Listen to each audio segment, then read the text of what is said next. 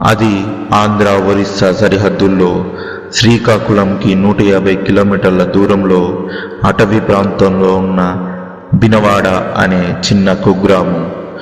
చుట్టూ అటవీ ప్రాంతం అవ్వడం వల్ల అక్కడి ప్రజలు దాదాపుగా అన్ని వస్తువులు వారపు సంతలోనే కొంటారు.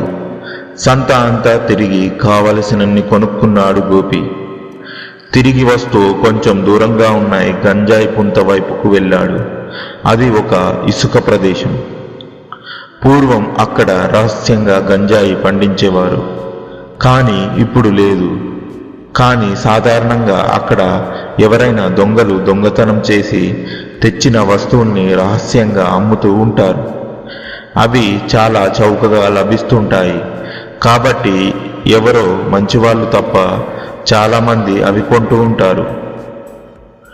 ప్రస్తుతం అక్కడ ఎవరూ లేరు. కాసేపు చూశాడు గోపి. ఇక వెళ్ళిపోదాం అనుకుంటూ ఉండగా ఒక నడివయసు వ్యక్తి ఒక మంచాన్ని భుజం మీద పెట్టుకొని వస్తున్నాడు. అతను గోపిని చూసి ఆగాడు. అయ్యా, ఇది చాలా పాతది టేకు మంచం. మీరు ఎక్కడ కొన్నా 10,000 కన్నా ఎక్కువ ఉంటుంది. ఇది గంజాం దగ్గర ఒక గ్రామం నుంచి దొంగిలించి తీసుకువచ్చాను. ఎంత ఇస్తారో ఇవ్వండి అన్నాడు. మంచం చూడగానే సంతోషం వేసింది గోపికి. తను ఎప్పటినుంచో మంచి మంచాన్ని కొనాలి అనుకుంటున్నాడు. కానీ అతనికి కొంత డబ్బు ముట్ట చెప్పి తీసుకున్నాడు. వెళ్ళిపోయేటప్పుడు అడిగాడు, నీ పేరేమిటి? నా పేరు ఏందైతే ఏందిలేండి, అందరూ దాదాజీ అని పిలుస్తారు. మీరు అలాగే పిలవచ్చు అన్నాడు. అలాగే వెళ్ళొస్తా తాతాజీ అని నవ్వుతూ సెలవు తీసుకున్నాడు గోపి. ఆ చుట్టుపక్కల ప్రాంతాల్లో ప్రతి గ్రామంలోనూ ఉన్నట్టే ఆ బినవాడ గ్రామానికి ఒక మంత్రగాడు. అతని పేరు మారయ్య. ఆ ఊరి వాళ్ళు అందరూ ఏ సమస్య వచ్చినా ముందు అతని దగ్గరికే వస్తారు, తర్వాతే డాక్టర్ దగ్గరికి వెళ్తారు. తలుపు కొట్టాడు గోపి. ఏం కావాలి స్వామి, పొద్దున్నే వచ్చావు? తలుపు తీసి అడిగాడు మారయ్య. చెప్తాను విను. మా ఇంట్లో ఒక మంచం ఉంది, అది మాట్లాడుతుంది. కళ్ళు పెద్దవి చేసి గట్టిగా చెప్పాడు గోపి. గంభీరంగా చూశాడు మారయ్య. ఏంటి, మంచం మాట్లాడుతుందా అన్నాడు నవ్వుతూ. అవును స్వామి, నువ్వు విన్నది నిజమే. మాట్లాడుతుంది, మూలుగుతుంది, ఏడుస్తుంది కూడా. ఇంకా బిగ్గరగా అన్నాడు గోపి. అలానా? ఆ మంచం కొని ఎంతకాలమైంది? ఎక్కడ కొన్నావు అని అడిగాడు మారయ్య. అంతా చెప్పాడు గోపి. నేను కొన్న తర్వాత కొన్ని రోజులు బాగానే ఉంది. 2 రోజుల నుంచి రాత్రి పడుకున్నప్పుడు అర్ధరాత్రి మూలుగులు, ఏడుస్తుంది. ప్లీజ్ దయచేసి నన్ను వదిలిపెట్టు, నేను రాలేకపోతున్నాను, దయచేసి నన్ను వదిలిపెట్టు అని మరీ అంటుంది. దాదాపు ఏడుస్తున్నట్టు అన్నాడు గోపి. ఇదేదో పెద్ద విషయమే. నేను గతంలో ఇలాంటివి విన్నాను. నువ్వు భయపడకు. నేను ఈరోజు రాత్రి మీ ఇంటికి వచ్చి ఆ మంచం మీద పడుకుంటాను. ఏం చెప్తుందో వింటాను. తర్వాత ఏం చేయాలో అది చేద్దాం అని గోపికి హామీ ఇచ్చాడు మారయ్య. అమ్మయ్య అనుకొని ప్రశాంతంగా ఇంటికి వెళ్ళాడు గోపి. మాట ఇచ్చినట్టే ఆ రాత్రి గోపి ఇంటికి వెళ్ళాడు మారయ్య. అప్పటికే మంచాన్ని ఇంటి వెనుక పాకలో వేసి ఉంచాడు. దోమతెర కట్టుకొని అక్కడే పడుకున్నాడు మారయ్య. చుట్టూ ప్రహారీ ఉండడం వల్ల అడవి జంతువుల నుంచి భయం లేదు అనుకున్నాడు. హాయిగా నిద్రపోదాం అనుకున్నాడు. కానీ ఏదో తెలియని భయం. నిద్ర పట్టట్లేదు. అయినా అలాగే పడుకున్నాడు. అర్ధరాత్రి అయింది. ముందు రోజు కురిసిన వర్షం వల్ల చుట్టూ కప్పలు, బెగబెగలు. నిమిషాలు గడుస్తున్నాయి. హఠాత్తుగా తన చెవుల నుంచి తాకుతున్న చిన్న మూలుగు. చిన్నగా ఎవరో ఏడుస్తున్నట్టు తెలుస్తుంది. అది క్రమక్రమంగా పెద్దగా అవుతుంది. ఆ మూలుగు తన తలగడ నుంచి, దుప్పటి నుంచి అని సందేహం వచ్చి అన్నీ తీసేశాడు. అయినా వస్తుంది సన్నని ఏడుపు. తన శరీరం వణకడం ప్రారంభించింది. చుట్టూ నిశ్శబ్దం. క్రమక్రమంగా చిన్న మాటలు వినిపిస్తున్నాయి. దయచేసి నన్ను వదిలిపెట్టు, నేను మోయలేకపోతున్నాను అంటూ అరుపులు. ఎవరు నువ్వు? నువ్వు ఎవరు? నాకు చెప్పు. ధైర్యం చేసి అడిగాడు మారయ్య. నేను ఎవరిని? అదే మాట మళ్ళీ మళ్ళీ వినిపిస్తుంది. మరింత భయం పెరిగింది మారయ్యకి. నిన్ను విడిచిపెడతా, నాకు ఏమిస్తావు? మళ్ళీ అడిగాడు. ఈసారి కాసేపు ఆ ఏడుపుకి విరామం. చిన్నగా నవ్వు. ఆ నవ్వు కూడా భయపెట్టేదిలా ఉంది. నవ్వుతూ చెప్పింది, నీకు ఇస్తాను. ఇప్పటి వరకు నీకు లేని గొప్ప గొప్ప శక్తులు నీకు ఇస్తాను. కాస్త ధైర్యం, సంతోషం మారయ్యలో. సరే, నేను ఏం చేయాలో చెప్పు, ఉద్రేకాన్ని ఆపుకుంటూ అడిగాడు. బలి ఇవ్వాలి. మారయ్య ముఖంలో భయం నాట్యం చేస్తుంది. అవును, బలి ఇవ్వాలి. ఇస్తే నీకు నా శక్తులు ఇస్తాను. కొంచెం గంభీరంగా ఉంది ఆ గొంతు. కాస్త కీడు శంకించింది మారయ్య మనసులో. అది గమనించిన ఆ మంచం, నువ్వేమీ చెయ్యనక్కర్లేదు, నేను చెప్పింది చెయ్యి. 2 రోజుల్లో అమావాస్య వస్తుంది కాబట్టి నా బలం రెట్టింపవుతుంది. ఆ రాత్రి అయితే అది 10 రెట్లవుతుంది. ఆ సమయంలో ఈ మంచాన్ని తీసుకెళ్లి అడవిలో ఉత్తరాన ఉన్న మర్రి చెట్టు మొదట్లో ఉన్న పెద్ద శిల దగ్గర వదిలిపెట్టు. ఆ శిలే నా రూపం, నా నివాసం. మంచాన్ని అక్కడ వదిలిపెట్టి వచ్చేయమను చాలు అంది మంచం. మరి బలి? ఆశ్చర్యంగా అడిగాడు మారయ్య. మూర్ఖుడా, అది చెబుతాను. ఈ మంచం శిల దగ్గరికి వెళ్ళగానే నాలోని శక్తి బయటకు వస్తుంది. ఆ వ్యక్తిని బలి తీసుకుంటుంది. ఆ సమయంలో నువ్వు అక్కడ ఉండి అతని బూడిద నుదుటికి పెట్టుకో. నీకు కావలసిన శక్తి లభిస్తుంది వికటంగా చెప్పింది ఆ మంచం. బాగుంది, కానీ నాకు సందేహం. అతని శరీరాన్ని ఎవరైనా చూస్తే? నాకు తెలుసు నీ భయం. నేనొక భయంకరమైన దుష్టశక్తిని. భయంకరమైన దుష్టశక్తిని నన్ను నిషిక అంటారు. ఈ వీడియో అర్థం కావాలంటే పార్ట్ 1 చూసి తర్వాత ఈ వీడియో చూడండి. మనిషి రక్తమే నాకు దాహం, అతని మాంసమే నాకు ఆహారం, అతని అస్థికలే నాకు అస్తిత్వం, అతని శరీరమే నాకు ప్రాణం. కాబట్టి అతనిలో ఏ భాగము అక్కడ మిగలదు. రోదనతో కూడిన నవ్వుతో వికటంగా చెప్పింది. వినడానికే భయంగా అనిపించింది మారయ్యకి. తన జీవితంలో ఎన్నడూ లేని భయంకర అనుభవం ఇది. కానీ ఇంకా ఏదో అనబోయాడు. నాకు తెలుసు, నీ గుండె శబ్దం నేను వినగలను, నీ మనసులో ఆలోచనలు కూడా వినగలను. నువ్వు కూడా అక్కడే ఉంటావు. నీకు మాత్రం ఎందుకు హాని జరగదు అనే కదా నీ సందేహం. నువ్వు ఒక పని చెయ్యి. ఈ మంచం పట్టెడ చివర ఉన్న చిన్న ముక్క కత్తిరించి దగ్గర ఉంచుకో. నీకు అదే రక్ష. ఈసారి కాస్త ధైర్యం వచ్చింది. సరే అన్నాడు. చెప్పాగా, గోపి అదొక దుష్టశక్తి. అది నిషిక.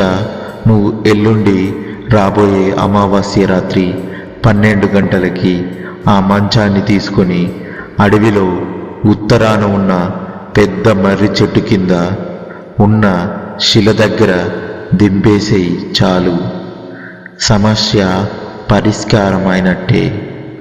పోతే నువ్వు మాత్రం ఆ మంచం మీద ఇక పడుకోకు, దానితో అస్సలు మాట్లాడకు అని చెప్పి వెళ్ళిపోయాడు మారయ్య. అయితే ఎల్లుండి ఈ మంచాన్ని వదిలించుకోవడం అన్నమాట అన్నాడు గోపి. సరే, అనవసరంగా కొన్నాను అని ముందుగా బాధపడినా అది తనకేమి చేయనందుకు సంతోషంగానే ఉంది. సరే, రాత్రి మళ్ళీ ఈ మంచం మీద పడుకోకూడదు అన్నాడు మారయ్య. చెప్పినట్టు తాను అసలు మాట్లాడకూడదని కూడా అన్నాడు. సరే, రాత్రి మళ్ళీ ఈ మంచం మీద పడుకోకూడదు అన్నాడు మారయ్య. చెప్పినట్టు తను అస్సలు మాట్లాడకూడదని కూడా అన్నాడు గోపి. రాత్రైంది. ప్రశాంతంగా పడుకోవడానికి ఎంత ప్రయత్నించినా నిద్ర రాలేదు. దృష్టి మంచం మీదే ఉంది. ఇప్పటికీ అది తనని ఏమీ చేయలేదంటే ఇకపై కూడా చెయ్యకపోవచ్చు. ఒకసారి ప్రయత్నిస్తే పోలా అనుకున్నాడు. నిశ్శబ్దంగా వెళ్ళి మంచం మీద పడుకున్నాడు. కొంతసేపు నిశ్శబ్దంగానే గడిచింది. అర్ధరాత్రి హఠాత్తుగా మరలా మూలుగు, చిన్నగా మరలా ఏడుపు. కాసేపు విన్నాడు. ఉండబట్టలేక మాట్లాడేశాడు. ఎవరు నువ్వు? అది అంతే. ఒక్కసారిగా ఏడుపు ఆగిపోయింది. చూడు, నువ్వు ఈ మంచం కొని తప్పు చేసావని బాధపడుతున్నావని నాకు తెలుసు. నీ బాధ పోయే మార్గం చెప్తాను. ఎనలేని ఆశ్చర్యం వేసింది గోపిలో. సరే చెప్పు, ఆతృతగా అడిగాడు. నువ్వు నన్ను వదిలిపెడితేనే నీకు అపారమైన నిధి ఉన్న స్థలాన్ని చూపిస్తాను. కొంచెం సంతోషం గోపి మనసులో. మరి నేనేం చేయాలి అని అడిగాడు గోపి. బలి ఇవ్వాలి, ప్రశాంతంగా చెప్పింది మంచం. ఉలిక్కి పడ్డాడు గోపి. నోట మాట రాలేదు. కంగారు పడకు, నువ్వేమీ చేయనవసరం లేదు. నువ్వు రేపు ఈ మంచాన్ని తీసుకువచ్చే పనిని ఎవరికైనా అప్పగించు. మంచాన్ని శిల దగ్గర వదిలి దాన్నే చూడమను. నేను అతన్ని కళ్ళ ద్వారా అతనిలోకి ప్రవేశించి వాడిని బలి తీసుకుంటాను. ఆ తర్వాత నీకు నేను చూపించే స్థలంలో తవ్వితే అపారమైన నిధి దొరుకుతుంది. కానీ నాకు తెలుసు నువ్వేమంటున్నావో. నువ్వు ఈ మంచం పట్టెడ వంచాన ఉన్న చిన్న ముక్క కత్తిరించి నీ దగ్గర ఉంచుకో. అది నిన్ను కాపాడుతుంది. లేకపోతే నువ్వు కూడా చనిపోతావు. సరే, తప్పకుండా అలా చేస్తాను అనుకొని ఈ గోపి పడుకోకుండా నిద్ర పట్టక బయటకు వచ్చేశాడు. అంటే మారయ్య తనను బలి ఇచ్చి నిధిని పొందుదామనుకున్నాడన్నమాట. మనసంతా ఆందోళన.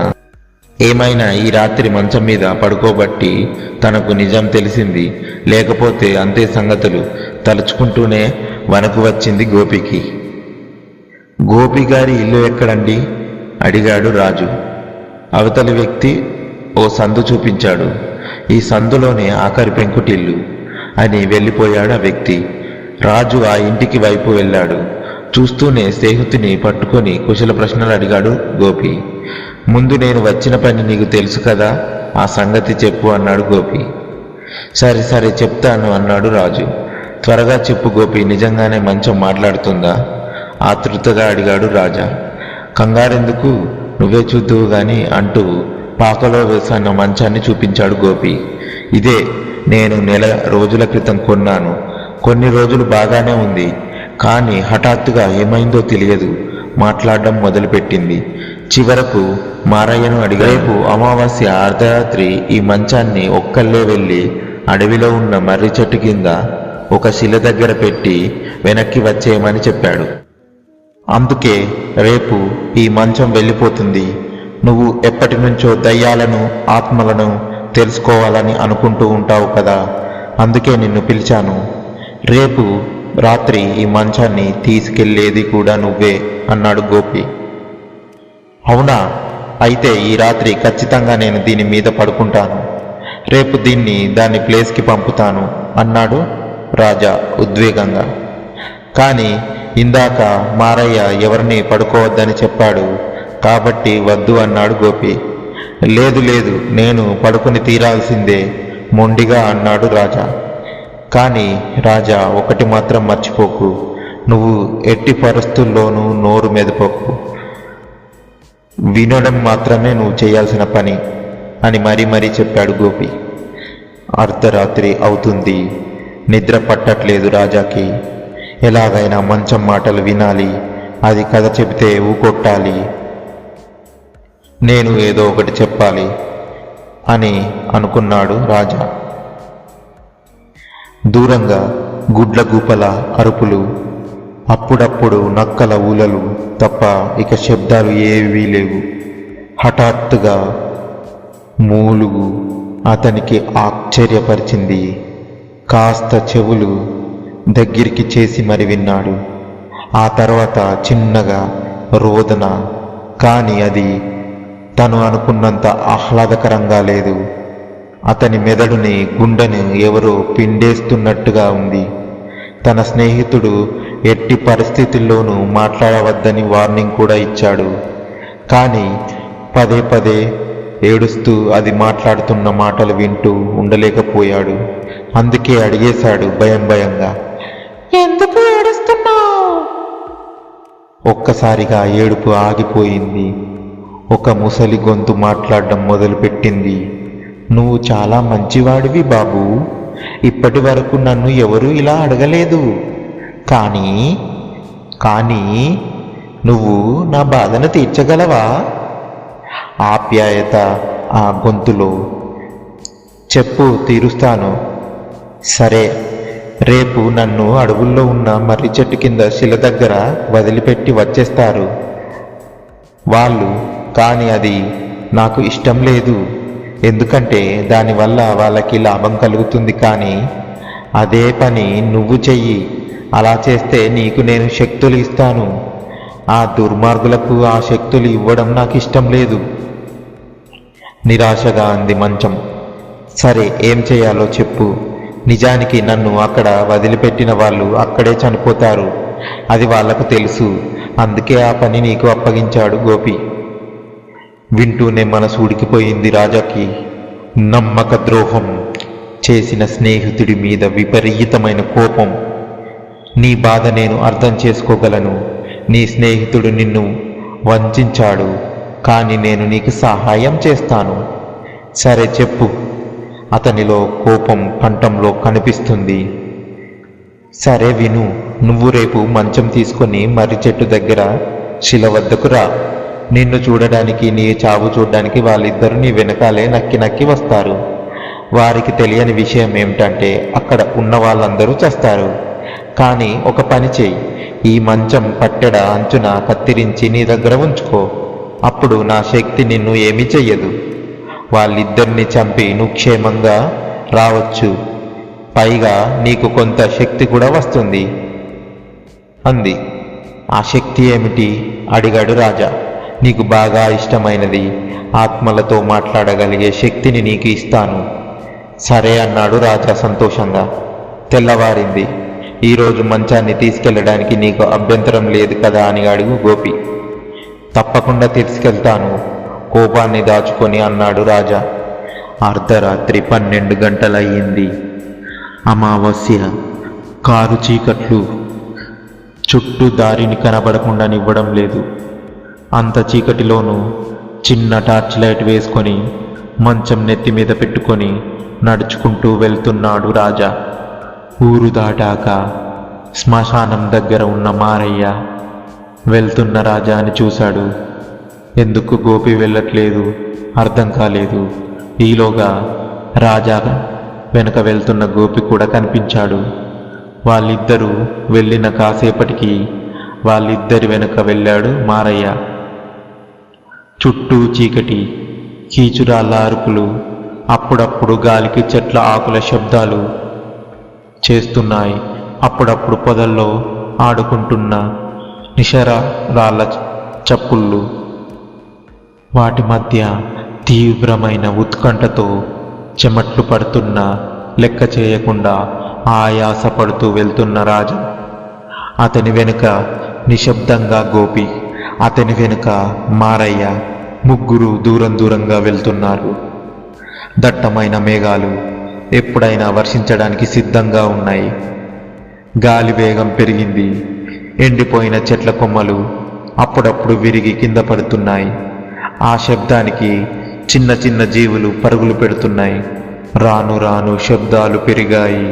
కీచురాళ్ళ రోదలతో పాటు గుడ్లగూపల అరుపులు, పాముల బుసలు, నక్కల ఊలలు, తోడేళ్ల అరుపులతో ఆ ప్రదేశం భయానకంగా మారింది. కానీ ఆయాసపడుతూనే ముందుకు వెళుతున్నాడు రాజా. అతను అనుకున్న మర్రి చెట్టు రానే వచ్చింది. దాని కింద 5 అడుగుల పెద్ద శిల. గోపి నిన్న చెప్పాడు, పూర్వం ఆ శిల దగ్గర చాలా కాలం పాటు బలులు ఇచ్చేవారట. క్రమక్రమంగా ఆ దుష్టశక్తి బాధ తట్టుకోలేక ఊరు అక్కడి నుంచి వెళ్ళిపోయిందట. అప్పుడు అదంతా అడవిగా మారిపోయిందట. మంచాన్ని శిల దగ్గర దించాడు రాజా. ఇప్పుడు ఏం జరుగుతుందో చూడాలి అనుకుంటూ 2 అడుగులు వెనక్కి వేశాడు. అతనికి మరో 3 అడుగులు వెనక గోపి, అతనికి మరో 3 అడుగుల వెనక మారయ్య. అందరి దృష్టి ఆ మంచం మీదే ఉంది. హఠాత్తుగా ఒక వెలుగు మినుకు మినుకుమంటూ, ఆ వెలుగు క్రమంగా పెద్దదై దాని చుట్టూ ఉన్న మొక్కలను చెట్లను ఆక్రమించింది. ఆ వెలుగు మరింత ఎక్కువైంది. అవి వెలుగు రేఖలు కాదు, కాలరాత్రి యముని పాశాల్లా ఉన్నాయి. ఆ వెలుగు వారి కళ్ళను మూసేసింది. వారిలోని నవనాడులు కుషించుకుపోతున్నాయి. ఏం జరుగుతుందో తెలుసుకునే పరిస్థితి లేదు వారికి. వారిలో ఉన్న రక్తాన్ని పీల్చేసింది, శరీరాన్ని కాల్చేసింది, ఎముకలను బూడిదిగా మార్చేసింది. చూస్తుండగానే ఆ కబంధ హస్తాలు ఆ ముగ్గురిని తనలోకి లాక్కున్నాయి. అతి భయంకరమైన ఆ దుష్ట శక్తి దాడికి అక్కడ బూడిద కూడా మిగలలేదు. అంతా కొన్ని క్షణాల్లోనే జరిగిపోయింది. ఆహారం దొరికిన సంతృప్తితో అది శాంతించింది. చూడడానికి వచ్చిన గుడ్లగూపలు తమ పని అయిపోయినట్టు అక్కడి నుంచి ఎగురుతూ వెళ్ళిపోయాయి.